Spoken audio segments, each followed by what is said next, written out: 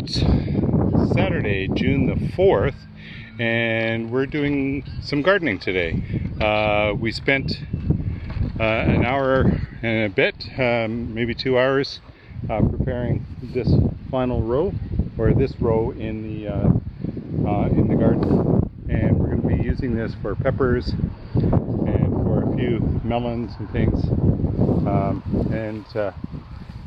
Then we're on to a row and a half left, and that's it. We're also going to be spending some time planting some trees and bushes that Patricia was able to collect from the local conservation authority. Do you want to go through what we've got? Okay. So we have here, we've got two red silver maple hybrids. We've got a couple Colorado spruce here. We've got two button bushes. So these are all native plantings too. So if you haven't heard of them, that's probably why. We've got two dogwoods, red osier dogwoods, two high bush cranberry, one nanny berry. That's this one here. That one. Three cedars, white cedars, and one hackberry. That's this one here. And So, did you talk about these spruces too? yeah, yeah. Colorado spruce. Colorado spruces, that's right. Yeah. So, yeah, I've got them where I want these. So, I think we'll just take you around Yeah. as we're planting them, and you can see the locations at that point. Okay, so now we're going to plant one of the silver maples, silver red maple hybrid. So we thought it might be a shady spot here, or it'll become a shady spot at some point.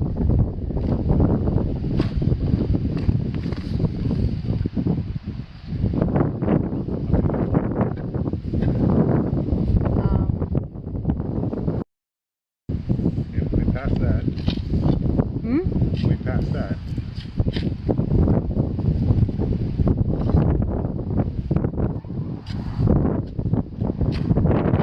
You're okay, Junie. Yeah.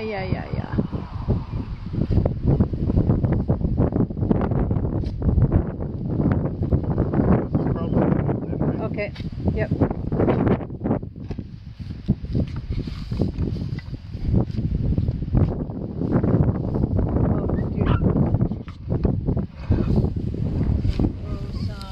Already opened it. Shall we put the one that we don't know if it'll live? Sure.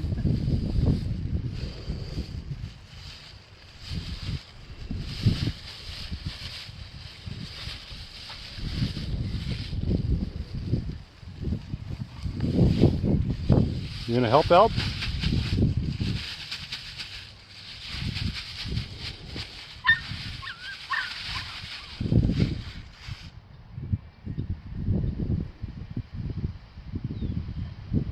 Oh, we need a stake or something, don't we? Yeah, at some point. Aren't you going to put some compost in? I haven't. No, I want compost on top, not on the roots. So why don't you hold on?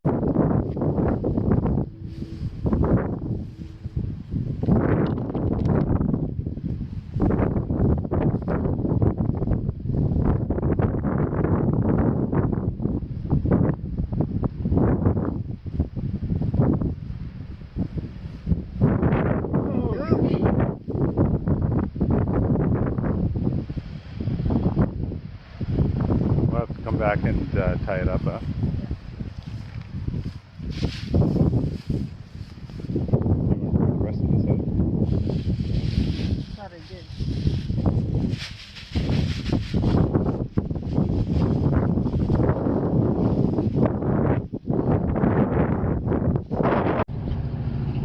All Alright, so you can probably see in the distance the stake that we put beside the maple tree. So that's in the front section of the front acre here. And we're going to put a high bush cranberry in this section. So this is in front of the shed, inside the driveway. And we already have, just to orient you, quite a large red oak that is planted here, and that is growing quite nicely, even though we thought that we had lost it earlier in the year, in the winter. So we'll be planting cranberries here. So Trisha's putting a high bush cranberry in here.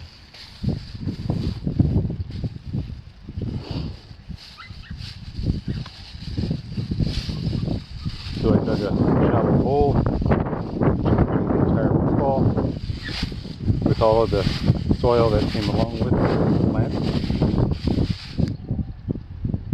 into the hole, and then using the excess dirt that I dug up when I made the hole to cover in.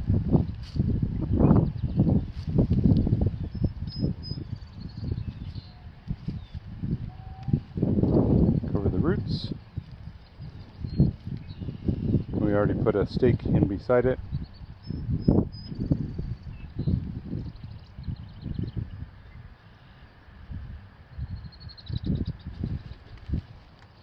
Trisha's pushing the earth down to make it a little bit firm, hold the plant up so it gets some support all the way around.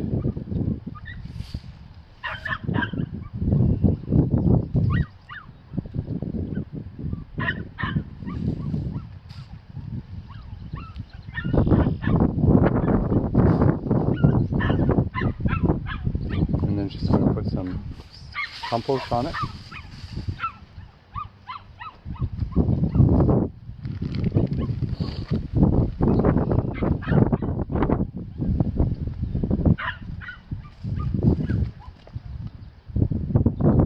Top, and then we'll come around later and tie them to the stake and put some straw on as a mulch and a cover, keep the moisture in. Okay, there's one high bush cranberry.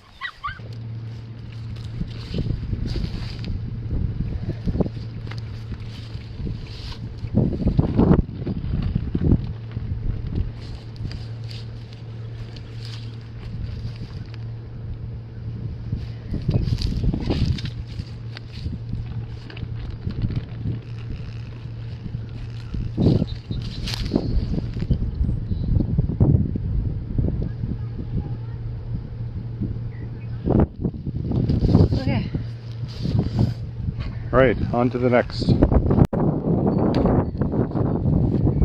now we're going to plant this nanny berry. And it apparently gets kind of large too, so it'll be good along the driveway here.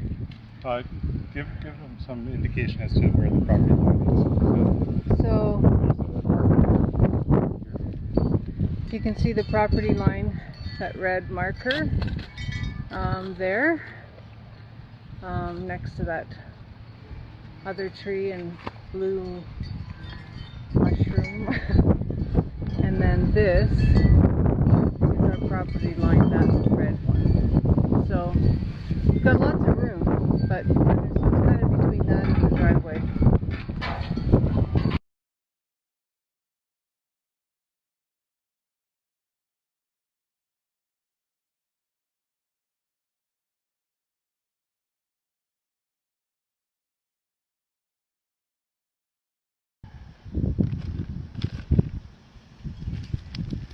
Okay, on to the next. What's next? Cedars? Yeah, I think cedars. So we're here at the edge of our property line. So the property line is going in that direction, if you can see the orange stakes, all the way down to the road. So there's a stake in front of the post off to the left. There's another stake that you can see beside a blue flag way up there by the neighbor's house. And then the next post, I can't even see it right now, but it's in that direction there. So this is the corner of the house, and we're putting 3 cedars in a triangle here. So this is the first one, and then we'll put another one over there and another one over there, and then we'll put a couple of spruces in there as well.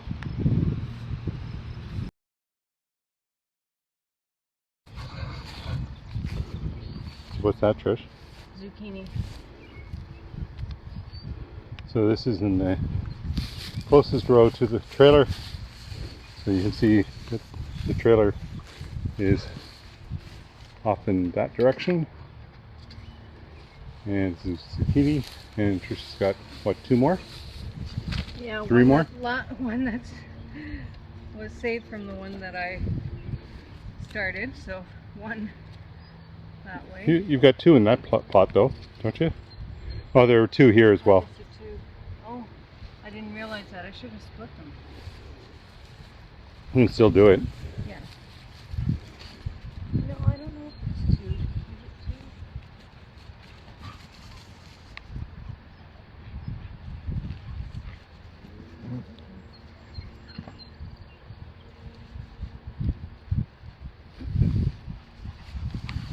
What you doing, Alps? You caught her.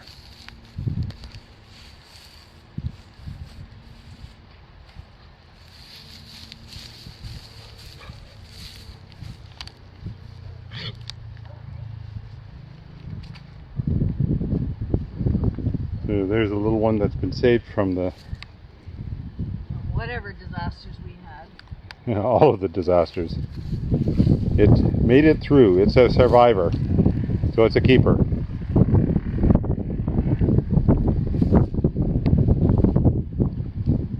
And Trish's got 2 more. If our experience with zucchini is Way too many. valid, we've got way too many zucchini plants. For most families, 1 zucchini plant, if it's a producer, it will produce you more zucchinis than you can handle. But that means that we can actually store some in the freezer, do all kinds of things with them. We tend to like to take them and you scoop out the seeds in the center and you bake them up with cheese and various other things, and they're very tasty. Zucchinis by themselves don't have an awful lot of taste, so whatever you add to them is what gives it the flavor, and it takes on quite a nice flavor by itself. So we'll have nice five nice zucchinis to begin with, and we'll see where we go from there. Okay, I think Trisha is planting some peppers now. Yeah, I've got Rachel's.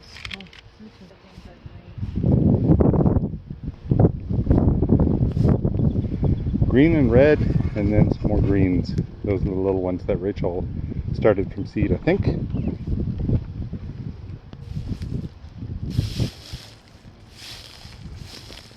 Did she just take the seeds out of the middle of a green pepper and start from there? That's the trick, to get them to germinate from seed. You had some yourself though that you had germinated, didn't you, or not? No, they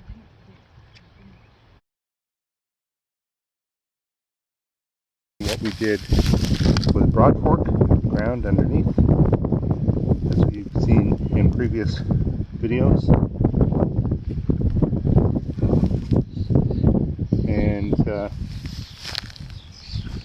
then on top of the broad forking we put some compost, some of the mushroom compost that we've been using, and then we put about 3 inches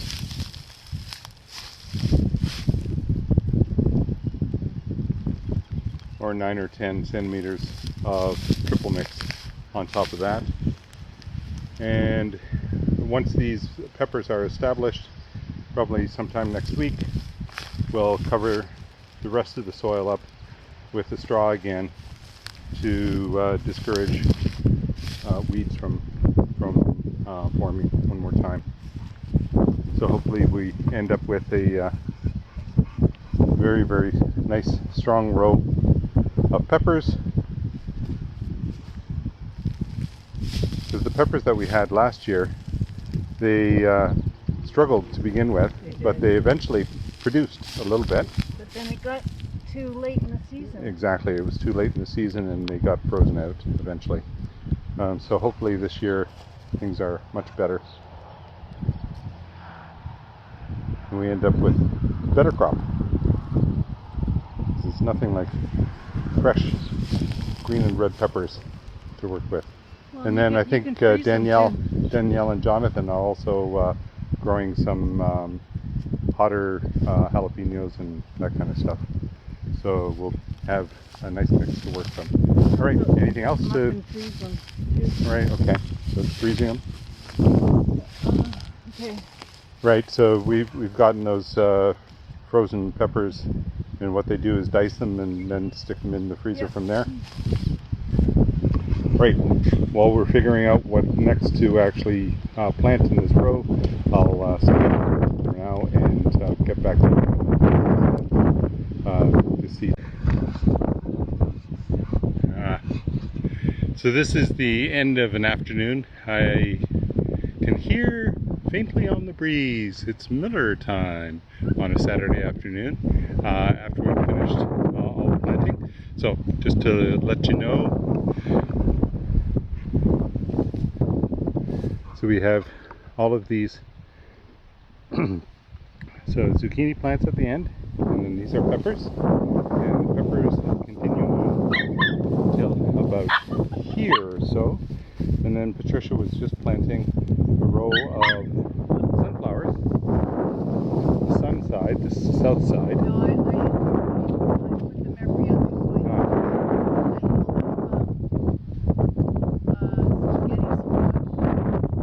in hills, and then in between them I put sunflowers. You can see the hills go along. And so this next row, what do you plan on putting there now? Well, I could put more squash, different squash, butternut squash, more sunflowers, and then or sweet potatoes. So do the squash. Well, sweet potatoes in the third row, I think. Yeah. The middle one, right? Do also, I don't know. Let's see. Okay, and to show you what